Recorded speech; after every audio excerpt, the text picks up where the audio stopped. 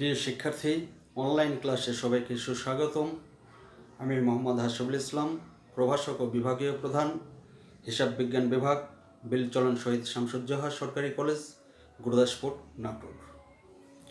আমি আশা করি তোমরা ভালো আছো, সুস্থ আছো এবং সরকারের স্বাস্থ্যবিধি মেনে ঘরের থেকে নিয়মিত লেখাপড়া চালিয়ে যাচ্ছ।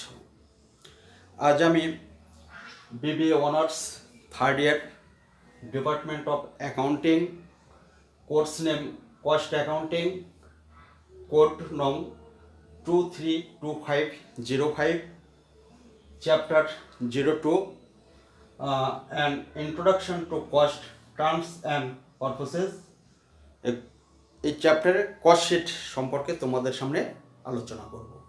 তাহলে প্রথমেই আমাদের জেনে নেওয়া যাক কস্ট শিট কী, অর্থাৎ উৎপাদন ব্যয় বিবরণী কী। উৎপাদনকারী প্রতিষ্ঠানসমূহ কোনো একটি নির্দিষ্ট সময়ের জন্য উৎপাদনের বিভিন্ন উপাদান ধারাবাহিকভাবে সাজিয়ে যে বিবরণী তৈরি করা হয় ওই হচ্ছে উৎপাদন ব্যয় বিবরণী।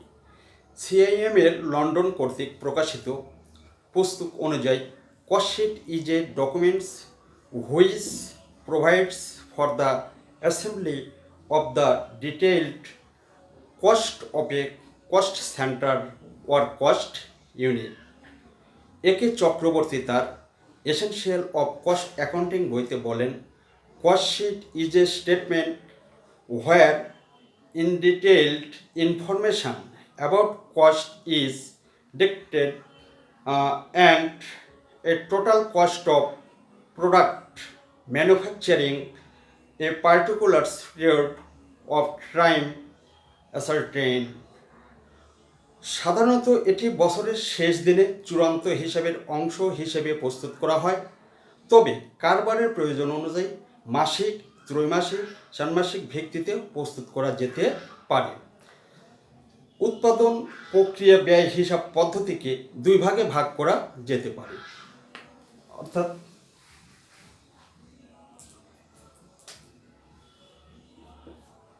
প্রথমটা মুখ্য ব্যয় অর্থাৎ প্রাইম কস্ট,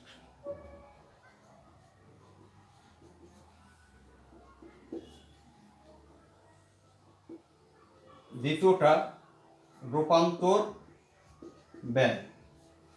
দ্বিতীয়টা হচ্ছে কি রূপান্তর ব্যয়, কনভেনশন কস্ট।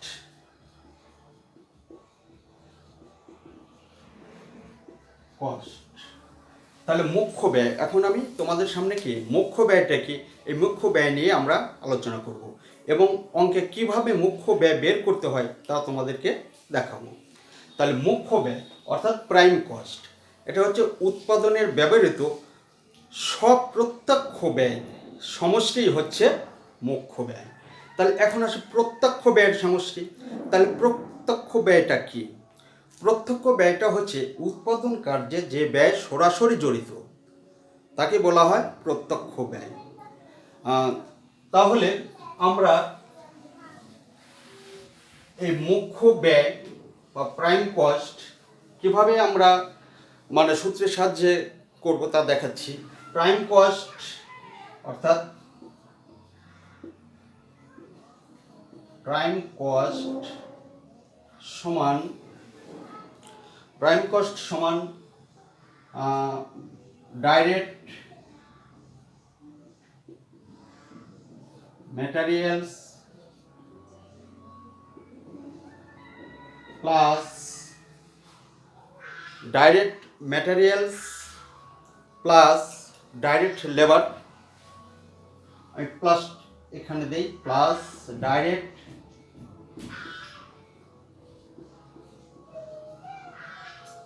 লেবার প্লাস, তাহলে আমরা কি করলাম ডাইরেক্ট ম্যাটেরিয়াল, ডাইরেক্ট লেবার।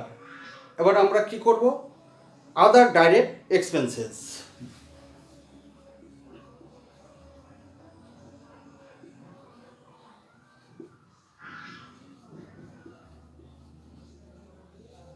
আদার ডাইরেক্ট এক্সপেন্সেস, এই তিনটে অর্থাৎ ডাইরেক্ট ম্যাটেরিয়াল, ডাইরেক্ট লেবার ও আদার ডাইরেক্ট এক্সপেন্সেস, এগুলো কি করব আমরা যোগ করলেই কি পাবো আমরা মুখ্য ব্যয় বা প্রাইম কস্ট। অর্থাৎ সংজ্ঞাতে আমি বলেছি, সংজ্ঞাতে কি বলেছি, যে সংজ্ঞাতে আমরা বলেছি যে উৎপাদনের ব্যবহৃত সব প্রত্যক্ষ ব্যয়ের সমষ্টি। তাহলে এই যে এগুলো সব কি, এটা প্রত্যক্ষ ব্যয়। তাহলে আসি আমরা এবার ডাইরেক্ট ম্যাটেরিয়ালসটা কিভাবে বের করতে হয় তা আমরা দেখাবো। ডাইরেক্ট লেবার বা অন্যান্য ডাইরেক্ট এক্সপেন্সেস তো থাকবেই, কিন্তু ডাইরেক্ট ম্যাটেরিয়ালটা কীভাবে বের করতে হয় তা দেখো। ডাইরেক্ট ম্যাটেরিয়াল সমান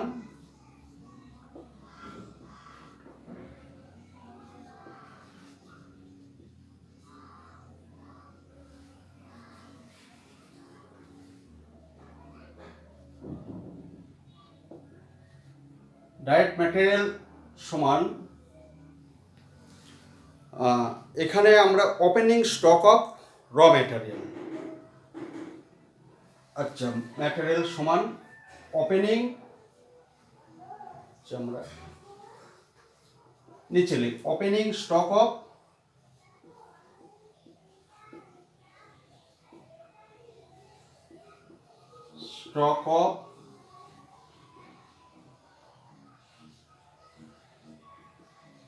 ম্যাটেরিয়ালস যোগ বা add purchase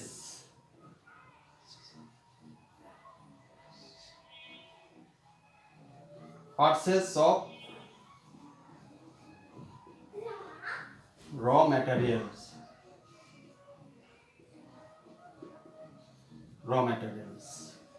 opening stock of raw materials যোগ purchase stock of raw materials, এর টাকাটা আসবে।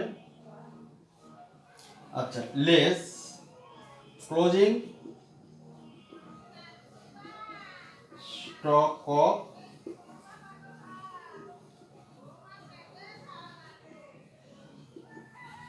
ম্যাটেরিয়ালস, যেটা বের হবে এটাই হচ্ছে আমার কি ডাইরেক্ট ম্যাটেরিয়াল।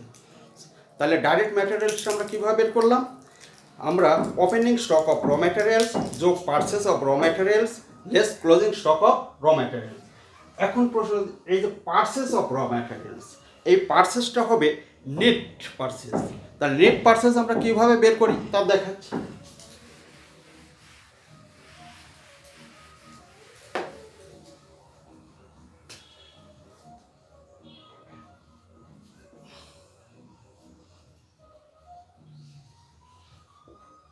নেট পারচেজ কিভাবে, অর্থাৎ purchase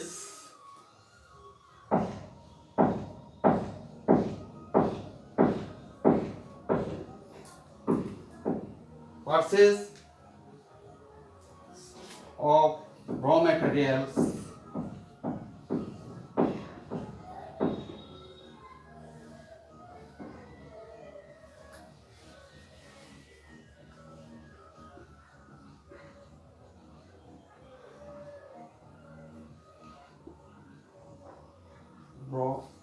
purchase of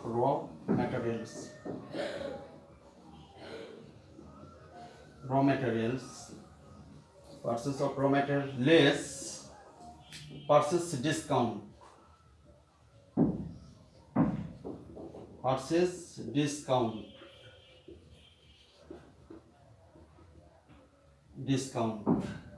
less purchase return at carrying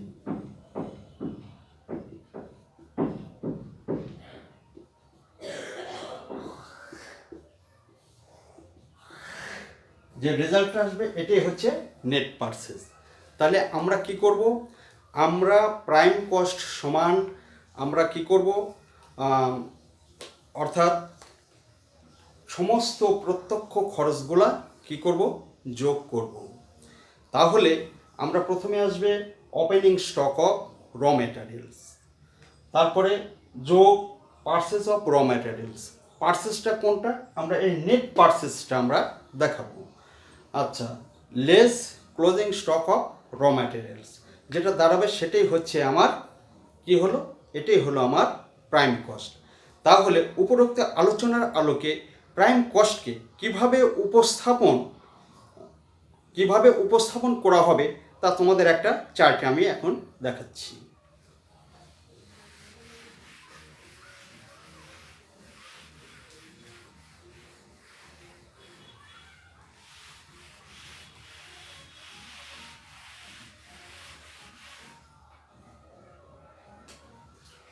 এটা আমরা কোম্পানির নাম, এক্স কোম্পানি আমরা ধরলাম। কস্ট শিট,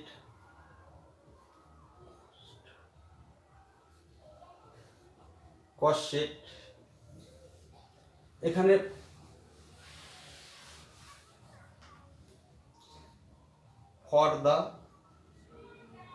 আমরা ফর দ্য ইন্ডেড লিখতে পারি, ফর দ্য পিরিয়ড লিখতে পারি, ফর দ্য পিরিয়ড।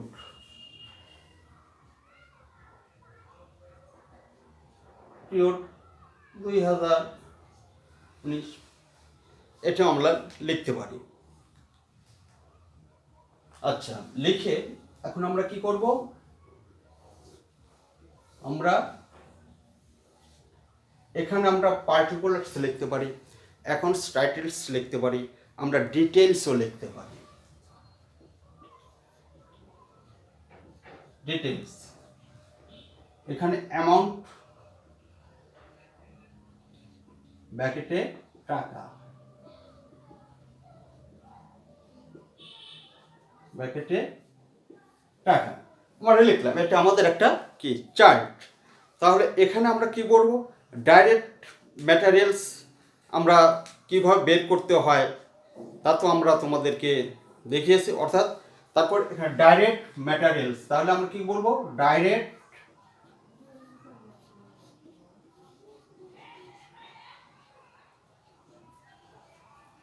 ম্যাটেরিয়ালস,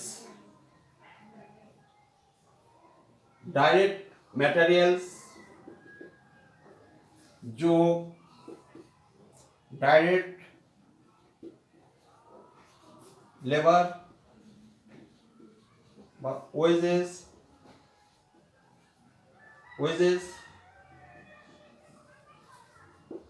যোগ কি করব, আমরা যোগ করব আদার্স, অর্থাৎ কে আদার্স ডাইরেক্ট এক্সপেন্সেস, অন্যান্য যদি কোনো কে আদার ডাইরেক্ট এক্সপেন্সেস থেকে থাকে।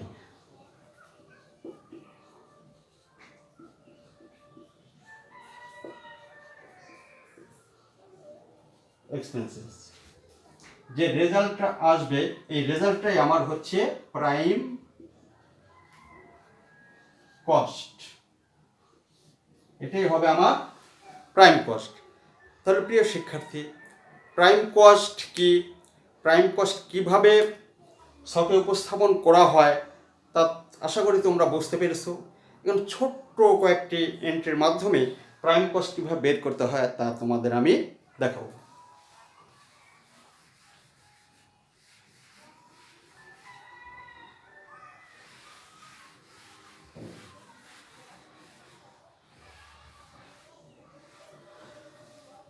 আমরা ধরলাম একটা কি উদাহরণে যে ওপেনিং স্টক অফ দেওয়া আছে, ওপেনিং স্টক অফ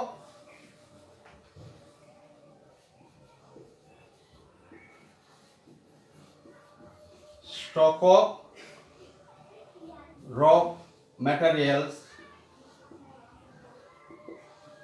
50,000 টাকা, 50,000।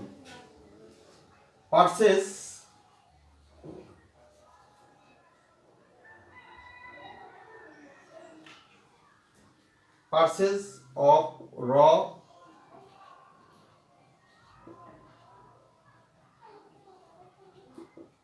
materials 30,000, closing stock of raw materials 20,000, on direct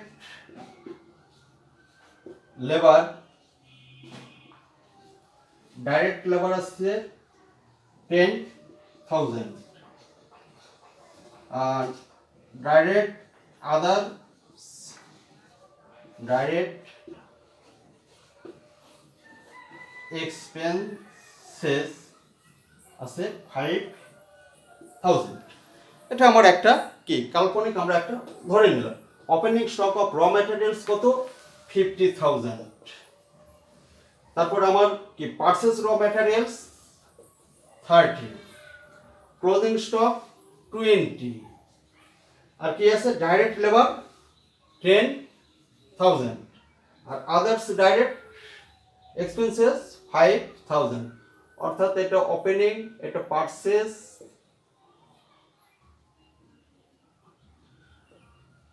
stock, এটা পারচেজ, এটা ক্লোজিং, এটা লেবার, এটা আদার্স। তাহলে আমরা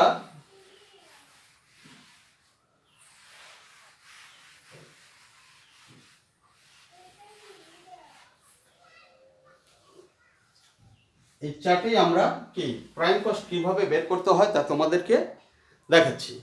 এখানে আমরা কি বলছি, opening stock of raw materials কত বলছি 50,000। তাহলে ওপেনিং স্টক অফ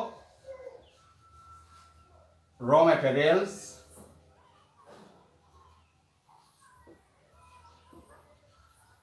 তো 50,000। আমরা সূত্রে কি বলছি, এর আগে বলছি যোগ পারচেজ, অ্যাড পারচেজ, পারচেজ 30,000। আচ্ছা,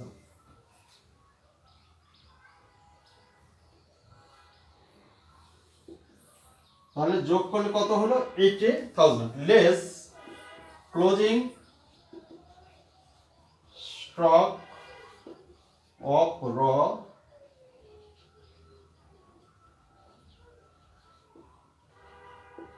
materials, closing stock of raw materials 20। তাহলে এখানে আমার দাঁড়ালো কত 60, অর্থাৎ 60,000। এটা হলো আমার কি ডাইরেক্ট ম্যাটেরিয়ালস বা ম্যাটেরিয়াল ইউজড।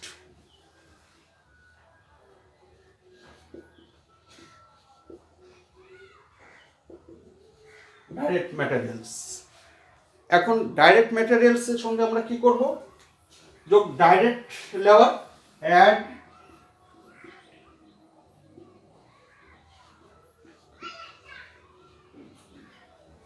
Direct labour. আচ্ছা, এই টাকাটা আমি এখানে রাখি 60,000, ডাইরেক্ট লেবার 10,000, তারপর plus plus others direct expenses 5,000, 75 অর্থাৎ 75,000। এই 75,000টি হলো আমার প্রাইম কস্ট। তাহলে প্রাইম কস্ট কিভাবে বের করতে হয় তার আশা করি সবাই বুঝতে পেরেছো। তাহলে আগামী ক্লাসে আমরা রূপান্তর ব্যয় কীভাবে বের করতে হয়, তারপরে বিক্রিত পণ্যের ব্যয় কীভাবে বের করতে হয়, এগুলো নিয়ে আমরা আগামী ক্লাসে আলোচনা করব। তাহলে প্রিয় শিক্ষার্থী, সবাই সুস্থ থাকো, ভালো থাকো, ঘরে থেকে স্বাস্থ্যবিধি মেনে লেখাপড়া করবে, এই প্রত্যাশায় আজকের অনলাইন ক্লাস এখানেই শেষ করছি। আল্লাহ হাফেজ।